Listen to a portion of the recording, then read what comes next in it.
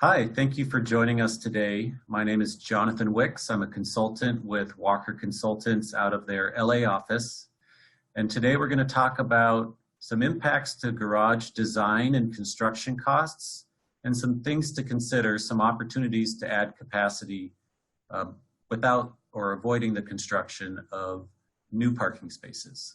Thank you. So some of the considerations, just high-level stuff that go into basic parking construction costs outside of obviously the cost of land and the cost of materials and labor is the efficiency of design is probably the number one, and then 1A would be cost per square foot. So first, let's take a few seconds to talk about efficiency of design, which is basically the amount of square feet per parking space you can provide within a parking structure or parking area. Typically in the US, that's between 300 and 300 square feet per space is a pretty efficient design.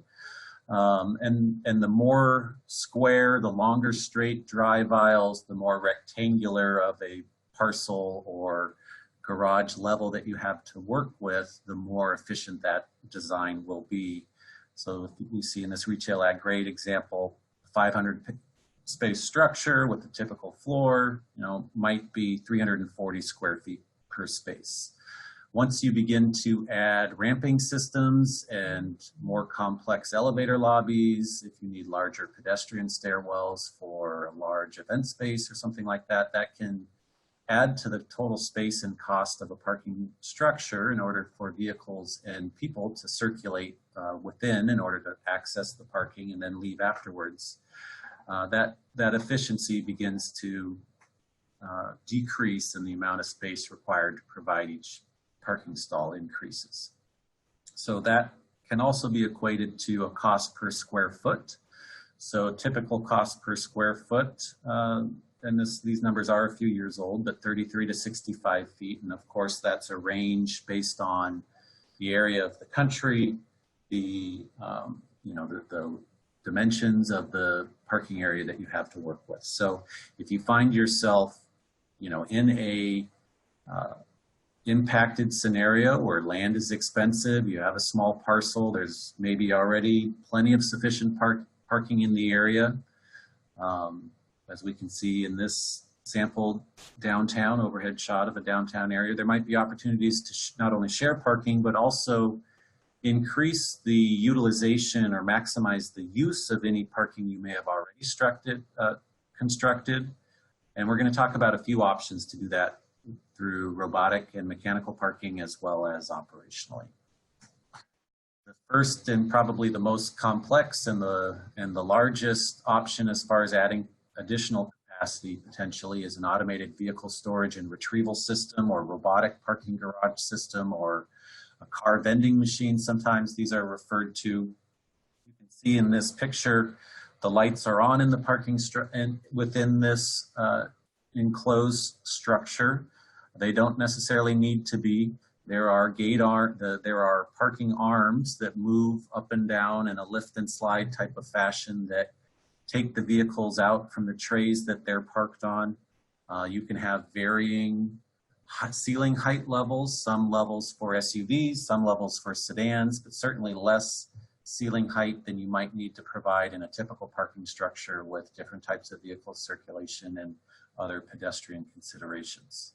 So this is a growing opportunity to provide, in the right scenario, potentially a increased parking capacity within the same footprint.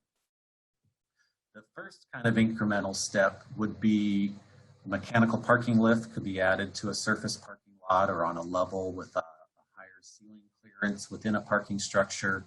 In this example, we see a 2-level mechanical lift. There are 3 or even 4-level mechanical lifts potentially. This example is the upper tray cantilevers out into the drive aisle in front of the vehicle parked below.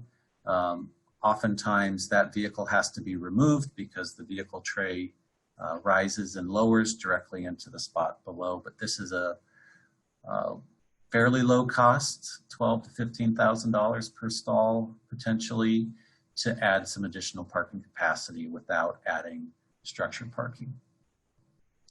The next incremental step up from a mechanical lift, but not quite to a fully automated vehicle storage and retrieval system, is a lift and slide, or a puzzle system. Called a puzzle system because it's similar to the childhood toy you may remember, where you have a 9-tile block, but only 8 of the 9 tiles have a puzzle piece within them, because you always need one to move around and adjust where vehicles are. So in this example, they've converted 3 stalls to 5. You can see in the top left, there's an empty tray for a future incoming vehicle to park. In the top right, in this example, there is no tray so that the vehicles can continue to lift and slide or rotate. This can also be set up in a tandem scenario if you have the right conditions. And then this is a 2-level example at grade and then a level above, but you could also do a level, dig a pit beneath and add potentially 3 more additional parking stalls beneath the grade level here as well. An older example, but they're still around, is a rotary carousel type of approach, where you would take 2 parking stalls and add a conveyor belt basically of vehicles above. So this could potentially convert 2 parking stalls into 8 or 9, or what is able to be provided at the site. And then finally, today, operational options to add capacity is not only valet parking, but also a valet assisted parking program, where the valets are backfilling in drive aisles behind guests who may have self-parked in the marked stalls. Once all the marked stalls are full, valets are available to continue to park vehicles in that area. This is an example from a shopping center. So the retail anchor tenant in that area wanted to add a valet stand for valet assisted parking so that more people could park closer to the entrance to that retail anchor tenant. And typically 2 to 3 stalls per 2 to 3 marked stalls per valet assisted car is a good rule of thumb to think about what you might be able to add through capacity. Now, this is only if the drive aisles are wide enough and if the local city code allows it. Thank you. Thank you for joining us today and for taking the time to learn a little bit more about adding parking capacity through robotic or mechanical parking and valet assist parking operations. I'm Jonathan Wicks with Walker Consultants, consultant in our LA office.